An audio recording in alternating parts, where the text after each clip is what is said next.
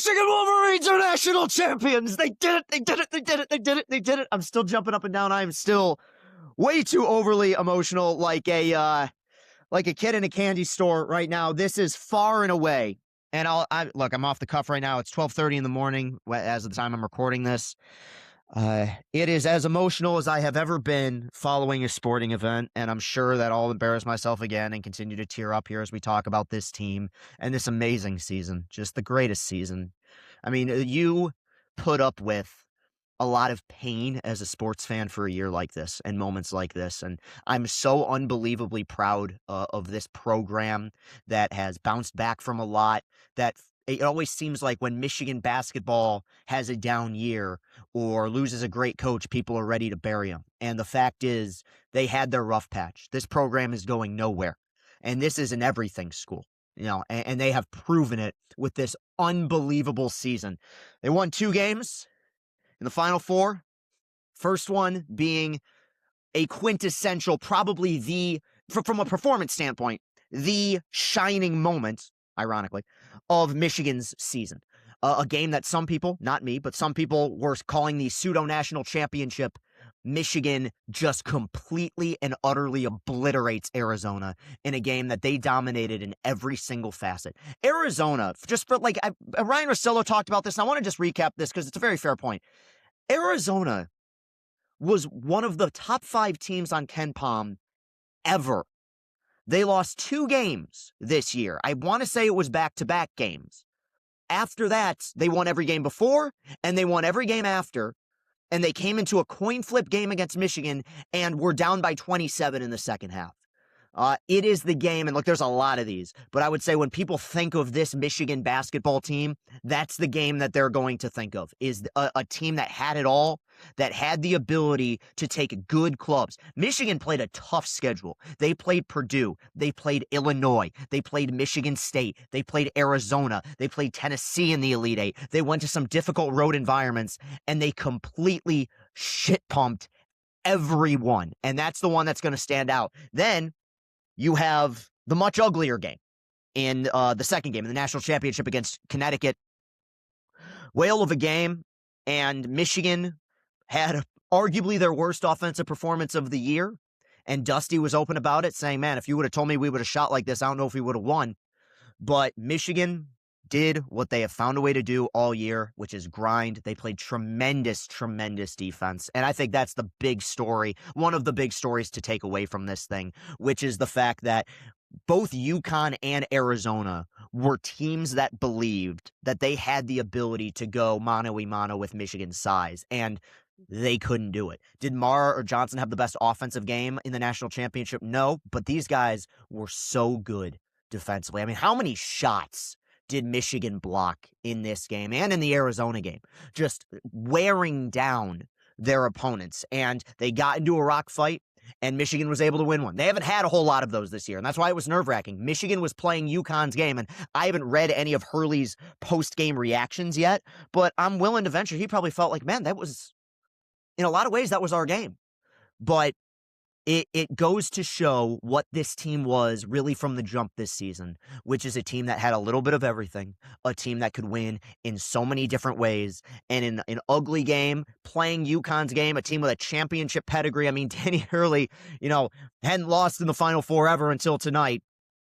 Michigan finds a way to knock him off, capping off the greatest season in Michigan basketball history. Outside of 1976 Indiana, I would say that you could call this the greatest team in the history of Big Ten basketball, really. And that's where I want to just talk about the legacy of this team, because if you guys watch the post-game breakdowns and everything, I assessed the game and everything. It was an ugly one. It was a slog. Michigan, Trey McKinney knocked down a few shots finally. Elliot Cadeau is a guy I'm exceptionally happy for. And there's a couple things I want to address here. Number one, okay, and we will get to the legacy of this team, but number one, it is very clear that Michigan hit the biggest home run of all time by hiring Dusty May. And look, the results speak for themselves. I understand that. There's a lot of banners with his fingerprints on them that are going to be hanging at Chrysler Center. The guy's 2 years in to his tenure. It's pretty unbelievable what he's done. But beyond the acquiring of these players, I think the biggest thing that Dusty has done correctly, outside of win a ton of games, is construct the roster that he's wanted.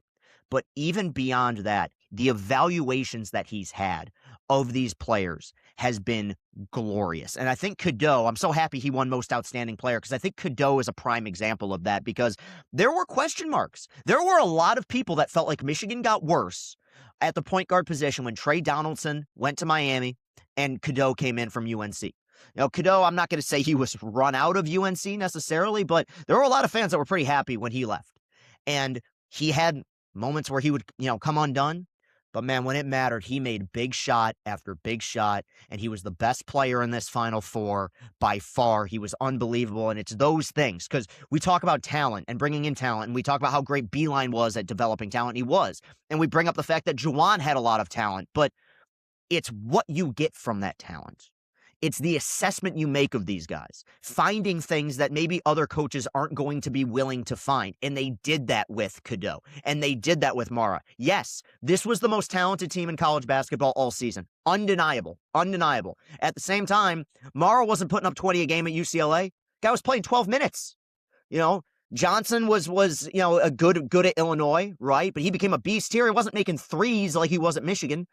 Cadeau was kind of messy, ends up becoming this team's most outstanding player in the Final Four. And obviously, Axel Lindeborg will lead this program as one of the most impactful players that they've ever seen here, and maybe the most impactful one-year guy, quite frankly. A conference player of the year, regional most outstanding player, played a game in 3/4 of a game, basically on one leg, and just willed himself. Didn't play his best game, but the fact is, he was still out there playing defense and guarding, and you could tell he was open about it in both interviews that he had. He didn't feel good, right? And there were no excuses. And that is a valuable lesson to learn for all the people that talk about this team and talk about this day and age of college basketball. And look, we can go back and forth about the age that we're in right now and whether it's good for the sport or good for college athletics. And I think that's a fair argument, right? But the thing I will never buy are the people who say that Michigan just bought their way to a championship. Okay? How'd that work out for Kentucky this year? Just straight up. What you need at the end of the day in all sports are guys who want to be there, guys with a willingness to fight. And Axel Lindeborg, who could have easily, he could have said, I'm done, really. We live in a world this year where arguably a top 2 draft pick, future top 3 draft pick, was asking to be taken out of games at Kansas, right? So you can give me all the talent you want. It sounds cliche, but heart is an immeasurable thing to measure. That's kind of a silly way to put it, but you can't measure heart, right? And this team had a lot of it all year. And then you take a step back and you wonder legacy, right? And 37-3, they won a great Big Ten. A Big Ten that was the best conference in the country this year. Big Ten that had 4 teams in the Elite Eight.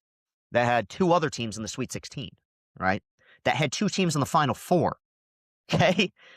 They won it by 4 games.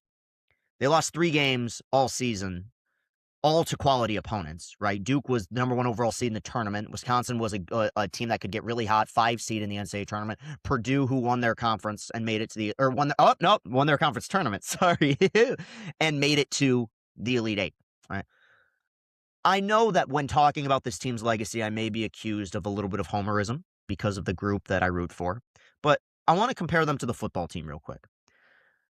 Even if you remove the Connor Stallion stuff, and I know that you can't, but let's try to for a second, that Michigan team in 2023 was amazing. 15-0, put a ton of guys in the NFL, had a generationally great defense. Everyone knew that was their chance. Everyone knew that was their year. It had to be. And they made the most of it, right? And they got some good luck. That's fine. You need that to be a champion. They were healthy all season. They had guys that came back. Corum came back. Sainra still came back. Like guys that you didn't quite expect, weren't sure. They all came back, had amazing years, right? And let's be real. While Michigan was the best team in the country that year, there was not a 2019 LSU that season.